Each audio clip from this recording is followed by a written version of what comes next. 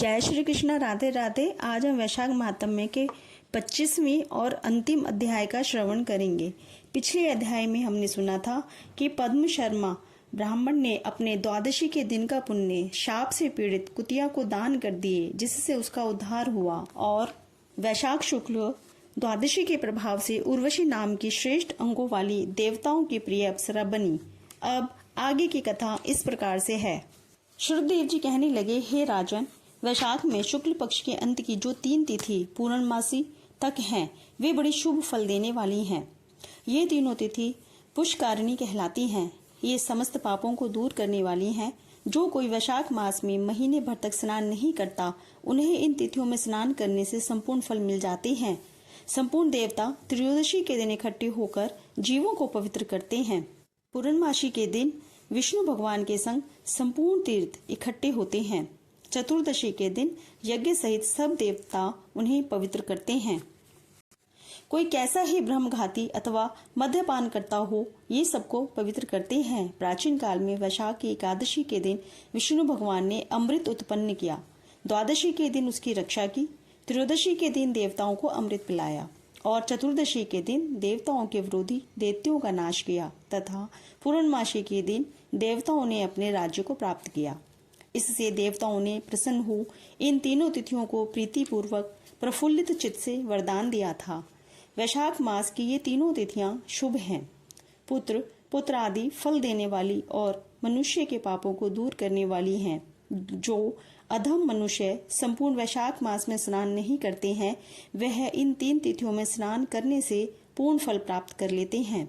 जो मनुष्य इन तिथियों में भी स्नान दान आदि नहीं करते, वे चांडाल की योनि पाते हैं और फिर रौरव नरक में जाते हैं। जो इन तीनों तिथियों में गर्म जल से स्नान करते हैं, वे 14 मनवंतर तक रौरव नरक में निवास करते हैं। पितृश्वर और देवताओं के लिए जो दही और अन्न दान नहीं करते, वे पिशाच की योनि प्रलय काल तक भोगते हैं। जो वैशाख मास में नियम पूर्वक कर्तव्य कर्मों में लगे रहते हैं, वे विष्णु भगवान के सायुज्य मुक्ति को प्राप्त होते हैं, इसमें संदेह नहीं। जो वैशाख के कुल महीने में नियम पूर्वक न रहकर केवल इन 3 तिथियों में शास्त्र विहित कर्म करते हैं, वे पूर्ण फल पाकर विष्णु लोक में निवास करते हैं। जो मनुष्य देवता पितृश्वर गुरु और विष्णु भगवान के निमित्त स्नान दान नहीं करते, उन्हें हम शाप दे देते हैं। वे मनुष्य निसंतान, आयुहीन और दुखी होंगे। देवता ऐसा वर देकर अपने अपने धाम को चले गए। अतः वे तीनों तिथियां बड़ी पुण्यकारिणी और सब पापों का नाश करने वाली हैं तथा तीनों पुष्कारिणी कहलाती हैं। पुत्र और पौत्र को बढ़ाने वाली हैं। जो स्त्री पूर्णमासी के दिन ब्राह्मण को मालपुआ और खीर भोजन करावे, तो कीर्तिमान पुत्र पावे। पिछले इन्हीं 3 दिन में जो कोई गीता का पाठ करे, उसे प्रतिदिन अश्वमेघ यज्ञ करने का फल मिले, इसमें कोई संदेह नहीं। जो कोई इन 3 तिथियों में विष्णु सहस्त्र नाम का पाठ करता है, उसके पुण्य के फल कहने की तो किसी में भी स्वर्ग अथवा पृथ्वी भर में सामर्थ्य नहीं है। पूर्णमासी के दिन को कोई सहस्त्र नाम का पाठ करे और एक एक नाम पर मधुसूदन भगवान को दूध से स्नान करावे, तो उसके सब पाप दूर हो जाते हैं और वह विष्णु लोक को जाते हैं। जो सभी उत्तम उत्तम पदार्थों द्वारा मधुसूदन भगवान का पूजन करे, तो कल्पांत में भी उसके पुण्य क्षीण नहीं होते हैं। जो कोई मनुष्य वैशाख में न स्नान करे न दान करे, वह ब्रह्म हत्यारा, गुरु घाती और पितृश्वों का नाश करने वाला होता है। जो कोई नित्य प्रति श्रीमद् भागवत का 1 श्लोक, अर्ध श्लोक या चौथाई श्लोक पढ़े, तो ब्रह्मत्व को प्राप्त होता है। इन 3 दिनों में श्रीमद् भागवत की कथा सुनने वाला कभी भी पापों में लिप्त नहीं होता। जैसे कमल के पत्ते पर जल नहीं ठहरता है, इन 3 तिथियों में विधिवत भगवत पूजा, स्नान, दान आदि करने से बहुत से मनुष्य देवता हो गए हैं। कितने ही सिद्ध बन गए और कितने ही ब्रह्म भाव को प्राप्त हुए हैं। ब्रह्म ज्ञानी अथवा प्रयागराज में मरने से मोक्ष मिलता है अथवा वैशाख मास में नियम पूर्वक स्नान करने से मोक्ष मिलती है। वैशाख की पूर्णमासी के दिन स्नान करके नीले रंग का सांड छोड़े तो समस्त बंधन से छूटकर धर्म, अर्थ, काम और मोक्ष प्राप्त होती है। जो गरीब कुटुंबी ब्राह्मण को गोदान देता है वह अकाल मृत्यु से छूटकर परलोक में परम पद पाता है। जो मनुष्य वैशाखी की पूर्णमासी को बिना स्नान दान किए बिता देते हैं वह 100 जन्म तक कुत्ता की योनि में पड़कर विष्ठा के कीड़े होते हैं। तीनों भुवन में 3.5 करोड़ तीर्थ हैं। ये सब इकट्ठे होकर पाप समूह के डर से सलाह करने लगे कि पापी मनुष्य अपने किए पाप हमारे बीच में त्यागते हैं तो हमारे पाप कैसे दूर होंगे।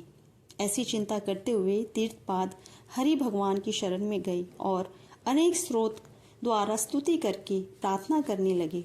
हे देव, हे जगन्नाथ, हे संपूर्ण पापों के नाश करने वाले पापी मनुष्य, हम में स्नान करके पापों को हमारे बीच में छोड़ आपके धाम को चले जाते हैं, तो हे प्रभु, हम तो आपके आज्ञाकारी हैं, अतः ये पाप हे जनार्दन हमसे कैसे दूर होंगे। हे प्रभु, हम आपके चरणों की शरण के इच्छुक हैं, कोई उपाय हमारे सामने कहिए। जब तीर्थों ने ऐसी प्रार्थना की तब भूत भावन भगवान हंसते हुए मेघ जैसी गंभीर वाणी से बोले, वैशाख के महीने में मेष की संक्रांति में शुक्ल पक्ष में जो अंतिम 3 दिन हैं वे 3 दिन सर्व तीर्थमय पुण्य रूप हैं और मेरे प्राण प्रिय हैं। इनमें सूर्योदय से पहले स्नान कर जल से बाहर आ जाएं, जिससे सब प्रकार की पाप से छूट पुण्य रूप और निर्मल हों। उन 3 दिवसों के बीच जो कोई स्नान नहीं करते, हम उन मनुष्यों में ही पाप स्थित रहता है जो पाप तुम्हारे बीच में उनसे निकल कर इकट्ठे हुए हैं। जो मनुष्य इस प्रकार तुम्हारे बीच में पाप छोड़ गए हैं वह उनमें रहते हैं। ऐसा तीर्थपाद विष्णु भगवान ने तीर्थों को वरदान दिया और ऐसी आज्ञा दे योग बल से वहीं अंतर्ध्यान हो गए और सब तीर्थ अपने अपने धाम को चले आए।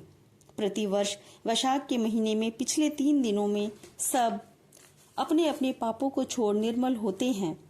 जो वैशाख के पिछले 3 दिनों में स्नान नहीं करते उन्हीं के ऊपर सब मनुष्यों के पाप आकर के ठहर जाते हैं। इस प्रकार स्नान न करने वाले मनुष्यों को तीर्थ शाप देते हैं। जो कोई इन 3 दिनों में स्नान नहीं करता उसके समान कोई पापी नहीं है। ऐसा पाप किसी भी शास्त्र में ना देखा है ना सुना है। अतः पिछले 3 दिवस में स्नान, दान और मधुसूदन भगवान की पूजा ना करें तो इसके तुल्य कोई पाप नहीं। जो इन कर्मों को ना करे वह 14 मनवंतर तक नरक में पड़ा रहे। इस प्रकार संपूर्ण वैशाख का महात्म्य महाबुद्धिमान श्रुति कीर्ति के आगे कहा हुआ जैसे जैसे सुना या देखा तदनुसार ही माधव मास की कथा वर्णन की गई है। इस महात्म्य की पूरी रीति से वर्णन करने के सामर्थ्य तो ब्रह्मा की भी नहीं है। पहले कैलाश के शिखर पर बैठकर पार्वती जी ने महादेव जी से पूछा, तब महादेव जी 100 वर्ष तक यही कथा कहते रहे तो भी पूरी ना हुई। तब असमर्थ हो चुप हो गए। विष्णु भगवान जगन्नाथ श्री नारायण के बिना कोई भी वैशाख मास का वर्णन पूर्णतः नहीं कर सकता है। पहले सब ऋषियों ने मनुष्यों की हित कामना से थोड़ा थोड़ा वैशाख महात्म्य वर्णन किया है, परंतु हे राजन, किसी ने अंत नहीं पाया। असमर्थ होकर सब बैठे रहे। तू वैशाख मास में दानादि सत्कर्म कर, इनसे निश्चय ही मुक्ति मिलेगी। ऐसा मिथिलापति राजा जनक को समझाकर श्रुतदेव जी राजा से पूछकर जाने का विचार करने लगे तो राजा को एक साथ आह्लाद उत्पन्न हो गया, नेत्रों से जल टपकने लगा।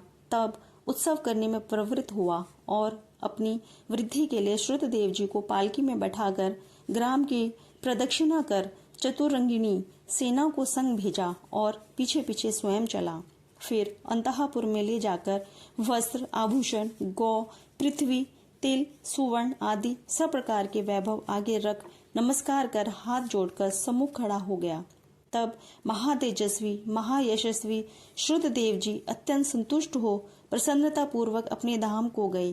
तब नारद जी कहने लगे, हे राजा अम्बरीश, यह परम अद्भुत आख्यान मैंने तुम्हारे सम्मुख वर्णन किया, जिसके सुनने से ही संपूर्ण पाप नष्ट हो जाते हैं और सब प्रकार की संपत्ति मिलती है। इसी से भोग, ज्ञान और मोक्ष प्राप्त होते हैं। नारद जी के ऐसे वचन सुन महायशस्वी राजा अम्बरीश मन ही मन ऐसा प्रसन्न हुआ कि बाहर के सब व्यापार छोड़ दिए और दंड की तरह पृथ्वी पर गिर सिर से प्रणाम करने लगा तथा सब प्रकार के ऐश्वर्यवान पदार्थों से नारद जी की पूजा की। फिर भगवान नारद मुनि ने राजा से पूछकर अन्य लोग चले गए, क्योंकि शाप के मारे वे एक जगह नहीं रहते थे। राजर्षि अम्बरीश भी नारद जी के कथनानुसार शुभ धर्मों का आचरण करते हुए निर्गुण भगवान में लीन हो गए। सूत जी बोले, जो कोई इस पाप के नाश करता और पुण्य के बढ़ाने वाले परम अद्भुत आख्यान को सुनता अथवा पाठ करता है, वह परम गति को प्राप्त होता है, तथा जिसके घर में हाथ की लिखी पुस्तक है, उसके तो हाथ ही में मुक्ति है, सुनने की तो कुछ आवश्यकता नहीं है। इस प्रकार से वैशाख महात्म्य का 25वां और अंतिम अध्याय समाप्त होता है। जय श्री कृष्णा, राधे राधे। भक्तों, मैंने पूरी वैशाख महात्म्य के सभी अध्यायों में आपका अधिक समय न लेते हुए कम समय में संपूर्ण कथा का श्रवण करवाया है। आपको मेरा प्रयास कैसा लगा, कमेंट करके जरूर बताइएगा। इससे हमें मोटिवेशन और खुशी मिलती है, तथा मेरे इस चैनल को लाइक, शेयर, सब्सक्राइब जरूर करिएगा। और इसी तरह की हर माह की कथाओं का श्रवण करने के लिए और एकादशी महात्म्य की कथाओं का श्रवण करने के लिए मेरे इस चैनल की प्लेलिस्ट में मिल जाएंगी। उन कथाओं का श्रवण अवश्य करिएगा। जय श्री कृष्णा, राधे राधे।